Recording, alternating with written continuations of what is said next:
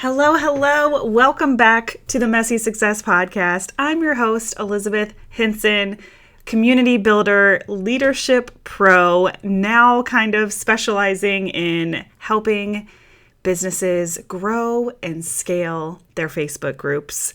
But we're not going to talk about Facebook groups today. This is going to be a little bit of an update, and I couldn't remember if we'd had a conversation about being an intrapreneur versus being an entrepreneur. So we're going to talk a little bit about that today. And I looked back at my older episodes trying to remember if I'd had this conversation yet, and I couldn't find it. So if we did, we're going to have it again, but it'll have a new spin. So let's get started.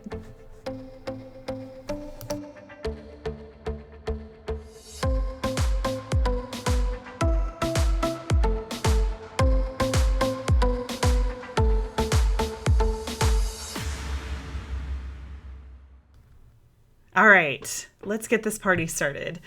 First of all, I just wanted to share with you guys that I'm having some big feelings. That's what I say to my daughters, right? When they're just, emotional and, when you're a kid, things are a big deal. And I try not to say, why are you crying? Or are you crying? It's like, okay, are you having some big feelings? So it's funny how the way that we talk to our kids, we start to use in our internal narrative a little bit. And I'm having big feelings today. And I think it's because tomorrow, so today is October 26th as I'm recording this, and tomorrow on Wednesday, my episode goes live, sharing a little bit about my health journey. You can go back and listen to that episode. It is the episode right before this one, 76, I believe. So yeah, I don't know why. I'm like, I need to go re-listen to it. Oh my gosh, do I sound like a crazy person? I am just having all the normal human being nervousness for some reason. I don't know why. But you guys know that I actually really prefer to do these podcasts in real time.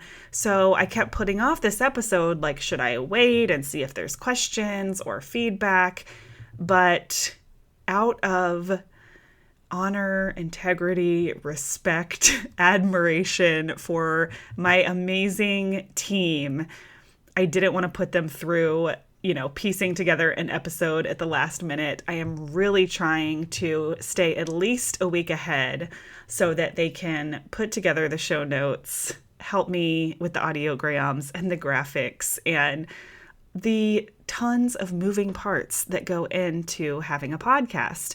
And the only reason that this podcast even exists still is because of my team. So huge shout out, huge thank you to them. And if I feel like I need to do any kind of follow-up episode or question answers, anything like that, I promise I will still do that for you guys. There'll just be this little episode in between. But it's just really important to me to try to stay ahead of our schedule and not put that last minute pressure on them, even though I'm sure they would do it because they're amazing. So thank you guys, because I know you'll listen to this as you're putting the episode together. I appreciate you so much for all the things that you do. And I just kept thinking about, what do I want to share behind the scenes today?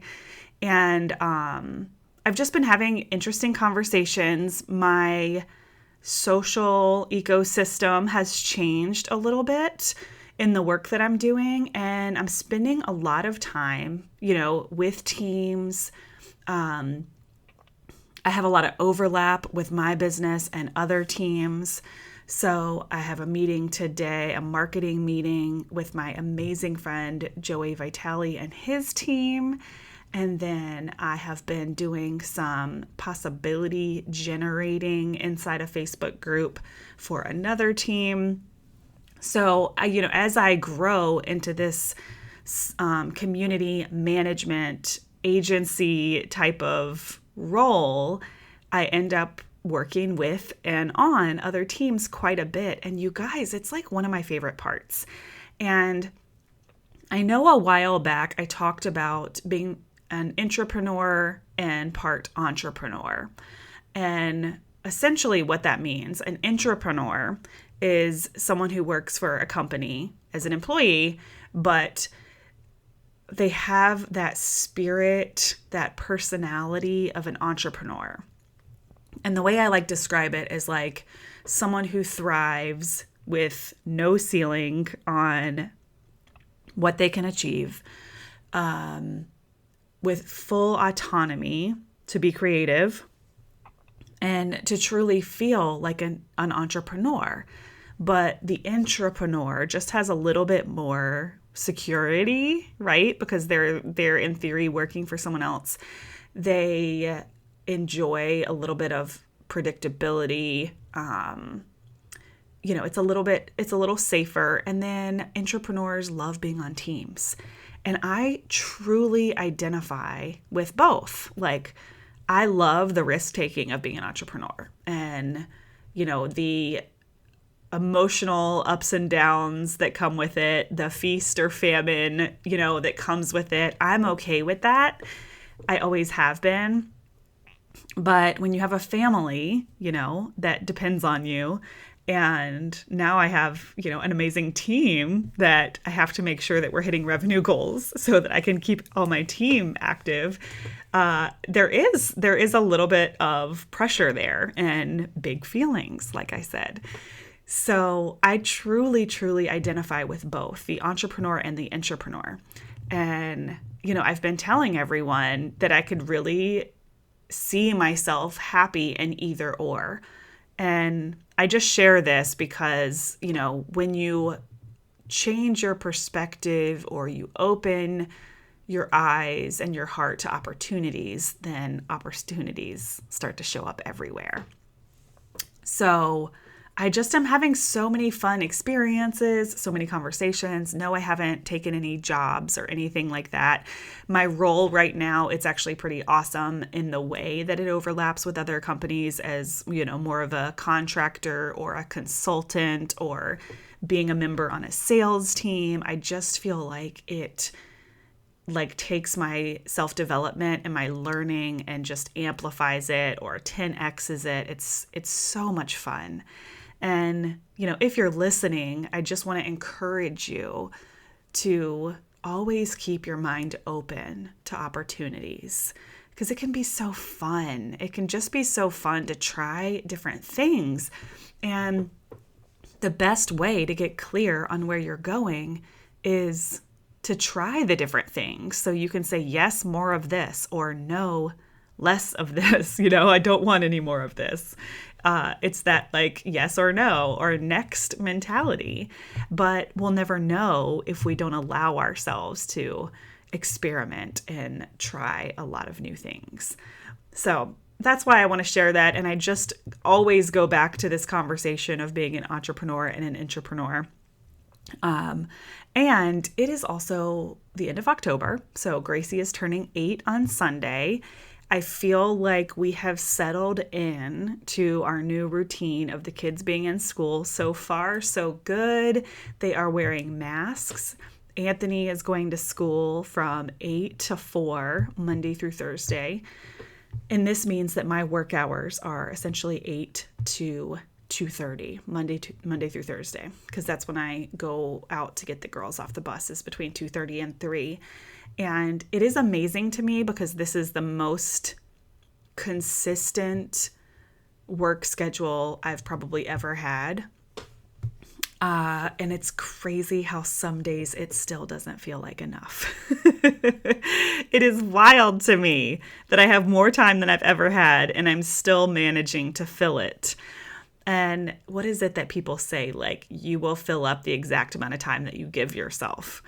And the reason I'm sharing this is because, we get to create our boundaries and our schedule, and just know that whether you're giving yourself 2 hours or, 8 hours, you're going to find a way to fill that time.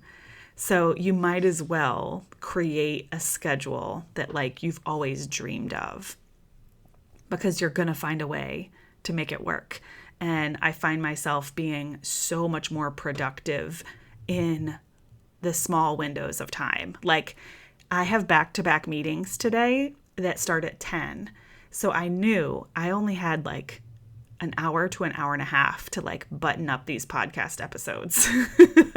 and get these workflows started so that my poor team isn't waiting on me any longer. And there are some days where I'm like, oh, I have the whole day to get a podcast done, and I'll still end up cramming it at the end of the day, or I'll dilly-dally. It's just interesting the way that we fill our time. So what I'm learning is, create that perfect schedule, because I'm going to stay within the boundaries or dilly-dally, I'm like, I don't know if I'm having one of those moments where, did that make any sense or not? I'm really not sure, but we're gonna keep talking through it. And another thing I love when it comes to time management, as I'm getting used to this new schedule, is there are some days where I end the day and I'm like, that was too many meetings. So then it's like, go back to the calendar, adjust the calendar, make sure that there's buffer time in between meetings. Or do I want to have one day during the week that's just stacked with meetings, right? Like, what do I want? What helps me get to that end result? The end result being, those perfect work days. And this is an exercise I used to actually do with my students that was like, write down your perfect work week. What would your absolute perfect week look like, including, exercising, mental health, obviously your work schedule, family time? Like, what is that perfect work week? And if we can identify it, like write it out on a piece of paper, print it out, put it on your wall, if we can identify it, then we can work towards it. And obviously it's not going to happen overnight, probably not going to happen in a couple of weeks, but if we identify it, then we can map it out and slowly make the changes that are needed, get our support system in place, whatever that looks like. You guys know that I've always struggled to exercise at the exact time that I like to, because I really like to use my exercise as a transition from my work day into kind of like evening mom life with family. I have a hard time turning my brain off. It's like a blessing and a curse, but my brain is always swirling with work thoughts, because work is my joy. Work is my passion. They're one and the same. But I love to be able to go to yoga or go for a walk at the end of my workday. And gosh, raising 3 kids, that has been the hardest thing. But I had to identify it. I had to identify that this is what helps me, be the best version of myself, be in the best mood. How can I make that happen? And it's still a work in progress, but I'm always just trying different things, trying to settle into a routine. And it's funny because, the kids have been home for so long, like COVID, just being young, all the things. And I loved going to yoga in the afternoon, evening, because, I was with my kids all day. So that was, like I got to go out and be alone for a little bit in the quiet, in the zen. And then all of a sudden, all 3 of my kids are in school. And now I'm like, I don't want to leave the house. Like, I haven't seen them all day. Now I don't want to go to yoga at that time. So that has been a transition during this season of getting used to them going to school, where now I'm like, okay, I go to yogas on Mondays. Tuesday, Wednesdays are my day off because Gracie has singing and Maddie has gymnastics. Thursdays are kind of a flex day. And then Friday mornings, I've been going to the gym with Mark and then trying to also work out over the weekend to just transition into that Tuesday, Wednesday day off. So I know you guys probably could care less about that, but it's just to say that things are always changing. Things are always evolving. The concept of my perfect day changed once my kids went to school, realizing I wanted to be more available in the evenings than I was before. So allow for that time and space and revisit your idea of a perfect day so that you can always work towards it. And that's all that this is. This is a work in progress. And when we stop striving, for something else, then we can stop feeling that void. And that's something really cool that my therapist has kind of worked with me on a little bit is, whenever I feel like a void, like my life is missing something, she said the only reason you're feeling that way is because you're desiring or craving something else. And if you can learn to be happy, right, and content and satisfied with everything that you have in this moment, you won't feel that void. And that like is so simple, but it's really, really helpful, especially if you're a visionary like me. I operate from the future. Every decision I make is based on where I want to go. It's based on my desires. That's one of the things that makes me like this high performer, this high achiever, because I'm constantly making every single decision based on where I want to go and, you know, who I want to become rather than where I am in this moment. And again, blessing and a curse. It's so great because that's why I can just achieve goal after goal after goal. But it also can create, you know, these voids when I want something that I don't have. I'm focusing on the fact that I don't have it, so I'm trying to get it, which creates the void versus learning to be present in the now. And that's one of the things that my speaking coach helped me with too. When I'm speaking, you know, I had this urge to get to the other side. And I don't know if you guys have noticed any of the transition and the way that I speak, but I feel it. So I used to get this really annoying breathlessness, you know, sometimes recording the podcast, but mostly live or in Clubhouse when I'm a little bit more nervous. But I would run out of breath and it was so annoying. It was like, felt like I was pregnant all over again. And she helped me figure out why that was happening so that we could stop it from happening. But one of the many reasons, there's a few different reasons it was happening, was because when I was talking, I was trying to get to the other side. Like I was already operating from, like I've already said it, so what's going to be the outcome? Or I'm taking up too much space in the room. It's someone else's turn to talk. So like an anxiousness around needing to finish my sentence so that the next person could speak. Both are ways of like trying to get to the other side. So she helped me figure out how to be present in this exact moment while I'm speaking. So fascinating, right? I'll have to bring Tracy on the podcast. If you guys are interested in hearing more about that, let me know. It's such a cool conversation. And that just struck me just now that she would make a great guest. But I would love your feedback if you want to hear more about that. Okay, I wanted today to be a really short and sweet episode, so I'm going to wrap it up. But you guys, I meant to give a huge shout out to our new Facebook group called the Community Builder, because the way that these members are showing up is incredible. This is all a big experiment, once again, like a social experiment where I wanted to test out all of these methods and things that I'm learning, helping other people in their groups. I said, I want to create my own and see if I can just be the example, right? And test out all these methodologies, all these trends that I'm seeing. And it has been so fun. I think I said before, the only thing I regret is not doing it sooner.